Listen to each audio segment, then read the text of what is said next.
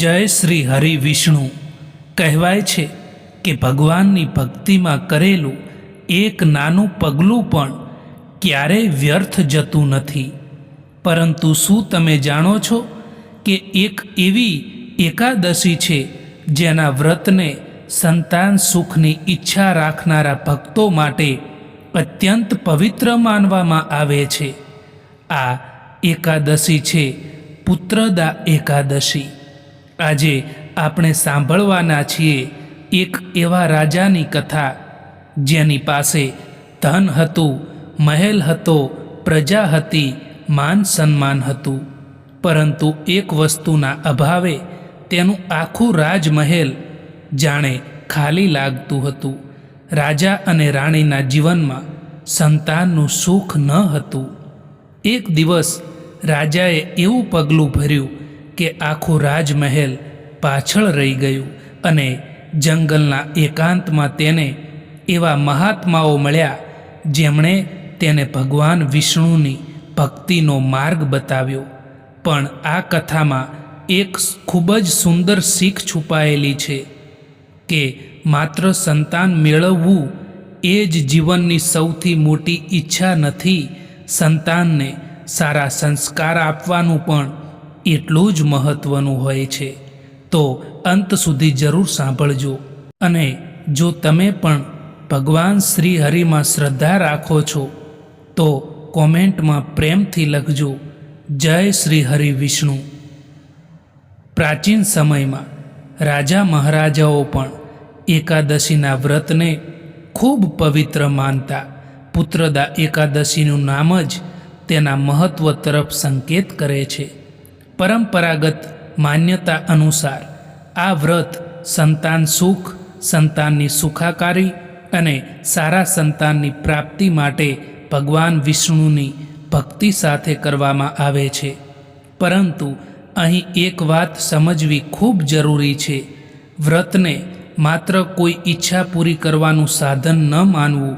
વ્રત એટલે પોતાના મનને સંયમિત કરવું, ભગવાન પ્રત્યે શ્રદ્ધા રાખવી અને પોતાના જીવનમાં સારા કર્મો કરવાનો સંકલ્પ લેવો.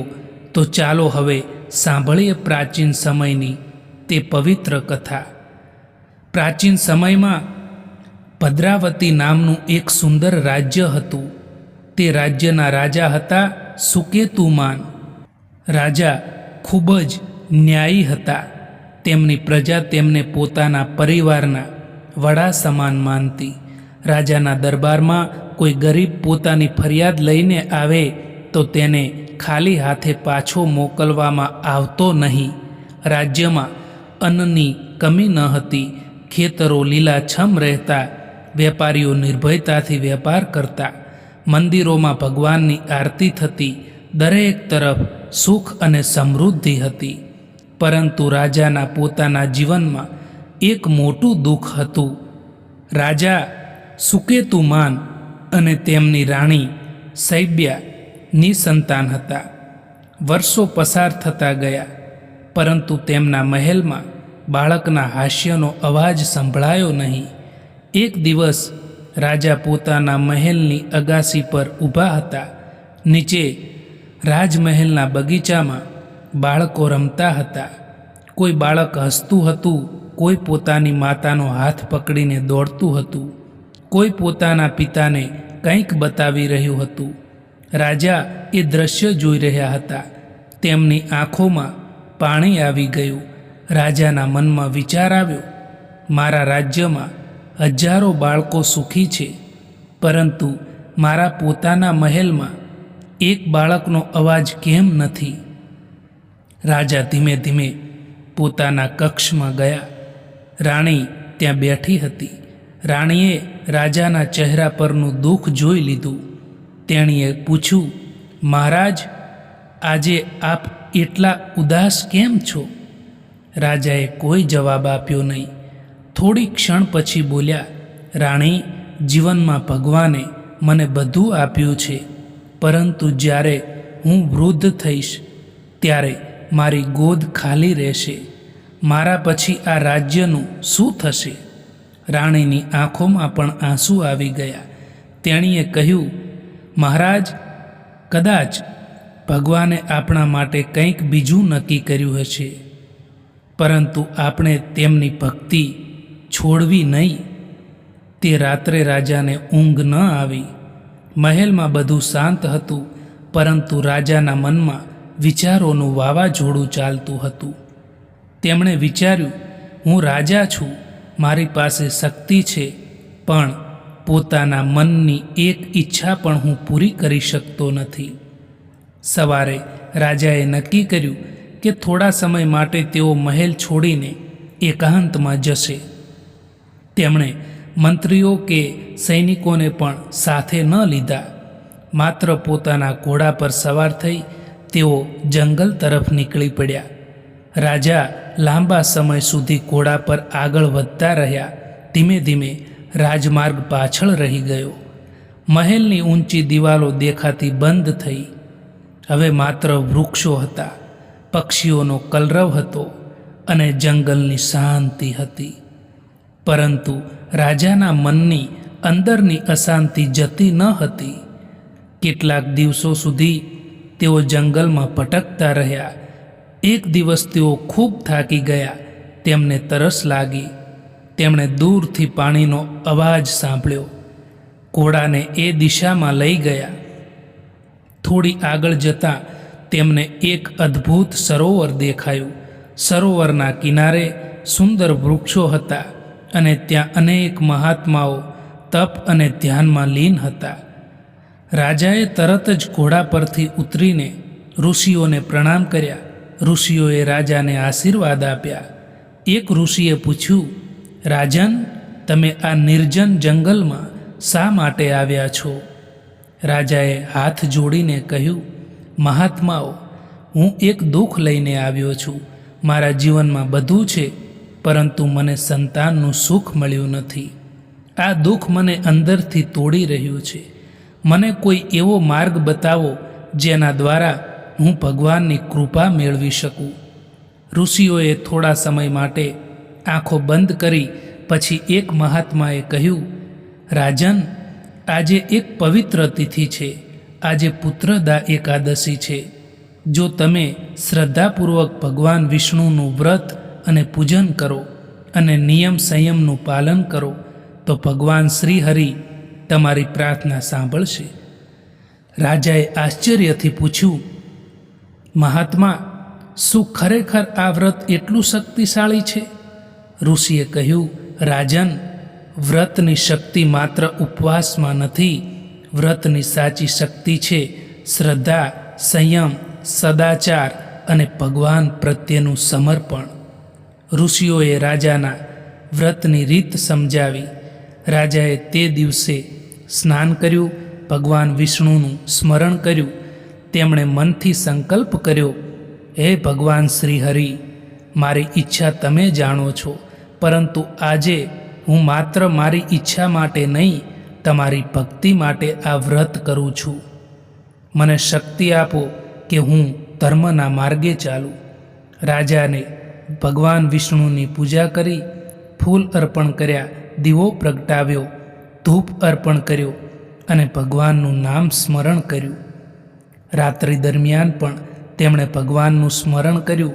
તેમનું મન ધીમે ધીમે શાંત થવા લાગ્યું. જે મનમાં ઘણા દિવસોથી ચિંતા હતી તે મનમાં હવે વિશ્વાસ જન્મ્યો.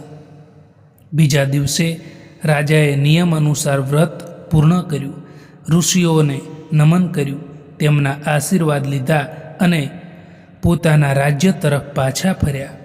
રાજાના ચહેરા પર હવે પહેલાં જેવી ચિંતા ન હતી. તેમને લાગતું હતું કે ભગવાને તેમની પ્રાર્થના સાંભળી છે. થોડા સમય પછી રાજમહેલમાં ખુશીના સમાચાર આવ્યા. રાણીએ એક પુત્રને જન્મ આપ્યો. મહેલમાં આનંદ છવાઈ ગયો. રાજ્યમાં ઉત્સવ થયો. ગરીબોને અન્ન અને વસ્ત્રોનું દાન કરવામાં આવ્યું. મંદિરોમાં પૂજા થઈ. પ્રજાએ પોતાના રાજાના ઘરે આવેલા રાજકુમાર માટે આનંદ વ્યક્ત કર્યો. રાજા સુકેતુમાનની આંખોમાં આંસુ હતા, પરંતુ આ વખતે એ આંસુ દુઃખના ન હતા. એ આંસુ ભગવાન પ્રત્યેની કૃતજ્ઞતાના હતા. રાજાએ હાથ જોડીને કહ્યું, હે ભગવાન વિષ્ણુ, તમે મારી પ્રાર્થના સાંભળી. હવે મને એવી શક્તિ આપજો કે હું મારા પુત્રને સારા સંસ્કાર આપી શકું. અહીં કથા આપણને એક સુંદર વાત શીખવે છે. સંતાન મળવું મોટી વાત છે, પરંતુ સંતાનને સારા સંસ્કાર આપવા એ એનાથી પણ મોટી જવાબદારી છે. આજના સમયમાં માતા પિતા પોતાના બાળકોને સારી શાળા આપે છે, સારી સુવિધાઓ આપે છે, મોંઘા કપડાં આપે છે, પરંતુ સાથે સમય અને સંસ્કાર આપવાનું ભૂલી જાય છે. બાળકને માત્ર પૈસા આપવાથી એનું જીવન સફળ નથી બનતું.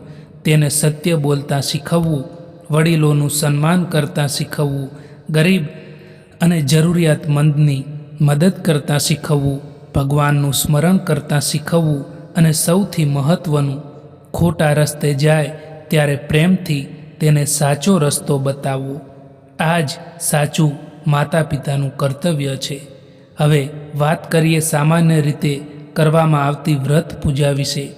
એકાદશીના દિવસે વહેલી સવારે ઉઠીને સ્નાન કરવું, સ્વચ્છ વસ્ત્રો ધારણ કરવા, ઘરમાં ભગવાન વિષ્ણુની મૂર્તિ અથવા ચિત્ર સામે દીવો પ્રગટાવવો, પાણીથી આચમન કરીને ભગવાન વિષ્ણુનું સ્મરણ કરવું, પછી સંકલ્પ લેવો, હે શ્રીહરિ વિષ્ણુ, હું શ્રદ્ધાપૂર્વક પુત્રદા એકાદશીનું વ્રત કરું છું. મારા પરિવાર પર તમારી કૃપા રહે અને સૌને સદબુદ્ધિ તથા સુખ અને શાંતિ મળે. ત્યારબાદ ભગવાન વિષ્ણુને ફૂલ, તુલસીદળ, ધૂપ અને દીવો અર્પણ કરી શકાય. ભગવાનનું નામ સ્મરણ કરવું, ઓમ નમો ભગવતે વાસુદેવાય મંત્રનો જાપ શ્રદ્ધાપૂર્વક કરવો. વ્રતની ક્ષમતા વ્યક્તિગત હોય છે, તેથી પોતાની તબિયત અને પરંપરા પ્રમાણે ઉપવાસ કે ફળાહાર રાખવો. એકાદશી દરમિયાન ભગવાનનું સ્મરણ, સાત્વિક વિચાર અને સારા કર્મો પર ધ્યાન આપવું. દ્વાદશીના દિવસે યોગ્ય સમય અને પોતાની પરંપરા પ્રમાણે પારણું કરવું. શક્ય હોય તો જરૂરિયાતમંદને અન્ન, વસ્ત્ર અથવા પોતાની ક્ષમતા પ્રમાણે દાન કરવું. જો કોઈ દંપતી સંતાન માટે પ્રાર્થના કરે છે તો આ કથા તેમને આશા અને ભક્તિનો સંદેશ આપે છે. પરંતુ કોઈ પણ ધાર્મિક વ્રતને તબીબી સારવારનો વિકલ્પ માનવો નહીં. ભગવાનમાં શ્રદ્ધા રાખવાની સાથે યોગ્ય આરોગ્ય સલાહ લેવી પણ જરૂરી છે, કારણ કે ભક્તિ અને સમજદારી બંને જીવનને સુંદર બનાવે છે. હે ભગવાન શ્રી વિષ્ણુ, જો કોઈ ભક્ત આ કથા શ્રદ્ધાથી સાંભળી રહ્યા છે, તેના ઘરમાં સુખ શાંતિ રહે, પરિવારમાં પ્રેમ રહે, માતા પિતાને સંતાનોનું સુખ મળે, સંતાનોને સારા સંસ્કાર મળે, જેના મનમાં કોઈ દુઃખ છે તેને હિંમત મળે, જે વ્યક્તિ મુશ્કેલીમાં છે તેને સાચો રસ્તો મળે અને દરેક ઘરમાં ભગવાન શ્રી હરિની કૃપા બની રહે. હે નારાયણ, અમારા મનમાંથી અહંકાર દૂર કરો, અમને સારા કર્મ કરવાની શક્તિ આપો અને હંમેશા ધર્મ અને સત્યના માર્ગે ચાલવાની બુદ્ધિ આપો. જય શ્રી હરિ વિષ્ણુ. જો તમને આજની પુત્રદા એકાદશીની કથા ગમી હોય તો વિડીયોને એક લાઈક જરૂર કરજો અને કમેન્ટમાં લખજો, હે શ્રી હરિ, મારા પરિવાર પર તમારી હંમેશા કૃપા બની રહે. તમારી આ એક પ્રાર્થના કદાચ કોઈ બીજા ભક્તના મનમાં પણ આશા જગાવશે. વિડીયો તમારા પરિવાર અને મિત્રો સાથે શેર કરજો અને આવી જ ભક્તિપૂર્ણ વ્રત કથાઓ માટે ચેનલને સબસ્ક્રાઈબ કરીને બેલ આઇકન દબાવવાનું ભૂલશો નહીં. જય શ્રી હરિ, જય શ્રી વિષ્ણુ ભગવાન.